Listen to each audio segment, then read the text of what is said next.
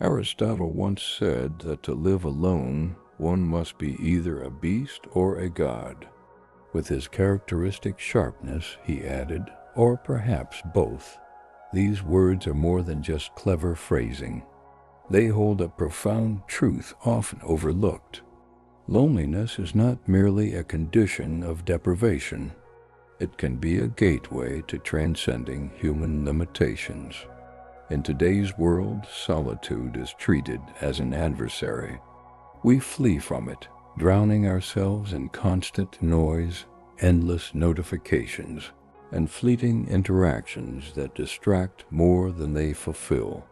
But what do we truly sacrifice when we reject silence?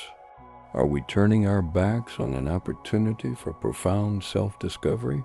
For many, the void is unsettling. For others, it is a transformative challenge. Choosing solitude means confronting our vulnerabilities, but it also allows us to explore the depths of our being. However, this journey is not easy. It demands courage to face what we avoid and strength to navigate the landscapes of our inner world. In this video, you are invited to reconsider solitude, not as a burden, but as an opportunity to uncover your truest self. Because in our desperate escape from silence, we are ultimately running from the most important person we can ever know, ourselves. Solitude and loneliness are often mistaken for one another, yet they are fundamentally different. Loneliness is a state of lack, a painful disconnection, while solitude is a conscious choice, a deliberate withdrawal to engage with oneself. Understanding this distinction reshapes how we perceive isolation. Scientific research has shown that loneliness is not just emotionally distressing, but can also be detrimental to our health. Studies indicate that chronic loneliness increases the risk of early death. Its effects as severe as obesity or smoking. It erodes our inner stability, leaving us vulnerable to feelings of emptiness. Solitude, on the other hand, is not about rejection, but about intention. It is a moment of retreat, not out of abandonment, but as a means to hear our own voice amidst the chaos of the world. Friedrich Nietzsche once stated that when surrounded by others, he lived like them and thought as they did. To rediscover himself, he needed solitude. This idea captures the essence of why great thinkers, writers, and philosophers have often sought isolation not as an escape, but as a tool for creativity and insight. Greatness does not arise from the noise of the crowd, but from the depth of inner reflection. Jean-Paul Sartre expressed the complexity of human relationships with his famous words, "Hell is other people." This was not a condemnation of human connection, but rather a critique of how the presence of others compels us to wear masks and conform. To be alone is to exist without external judgment, without the pressure to explain or justify ourselves. Arthur Schopenhauer believed solitude was essential for intellectual freedom. Social interactions, he argued, often suppress individuality and hinder deep thought. Only in isolation can one attain true autonomy, a rare and formidable achievement. Ibn Khaldun, in his seminal work Muqaddimah, used solitude as a lens to analyze the rise and fall of civilizations. In seclusion, he found the clarity needed to observe history from a detached, comprehensive perspective. His insights, centuries ahead of their time, were born from his withdrawal from the distractions of society.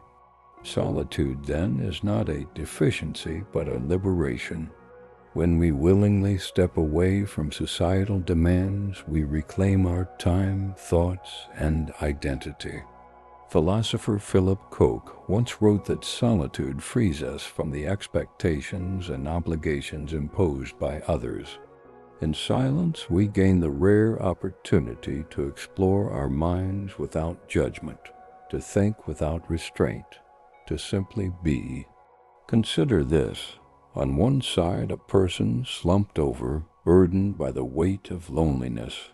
On the other, someone walking alone in nature, inhaling the stillness of a forest or the rhythmic crash of ocean waves. The contrast is striking. Loneliness weakens while solitude empowers. Throughout history, solitude has been the silent force behind the world's greatest minds. Nietzsche saw it as a safeguard against mediocrity, a sanctuary for original thought. Sartre recognized it as a space where we exist authentically. Schopenhauer viewed it as the foundation of intellectual liberation, and Pascal, in his Reflections, claimed that humanity's greatest problems stem from our inability to sit quietly alone. Yet in the modern world, solitude is becoming a rarity. We exist in an age of relentless noise, a culture that glorifies constant connectivity and endless productivity. But in this chase for external validation, we lose something invaluable. The silence essential for self-awareness and growth. Those who embrace solitude not only find clarity, but create the space needed for true originality. History's most revolutionary ideas, groundbreaking inventions, and immortal works were not born in the chaos of crowds, but in the stillness of an undistracted mind. As Nietzsche suggested, greatness is forged in solitude. It is in silence that we encounter our raw selves, unfiltered, unmasked, unburdened by the expectations of others. And it is in this sacred space that we confront our weaknesses, transmute them into strengths, and ultimately transform. But today, distractions are celebrated. Silence is scarce. Bombarded with notifications, obligations, and the pressure to always be connected, we have forgotten how to be alone. And in avoiding solitude, are we not avoiding the most crucial encounter of our lives, the meeting with our true selves? Greatness begins in silence, and only in solitude can we reclaim the freedom to be who we truly are.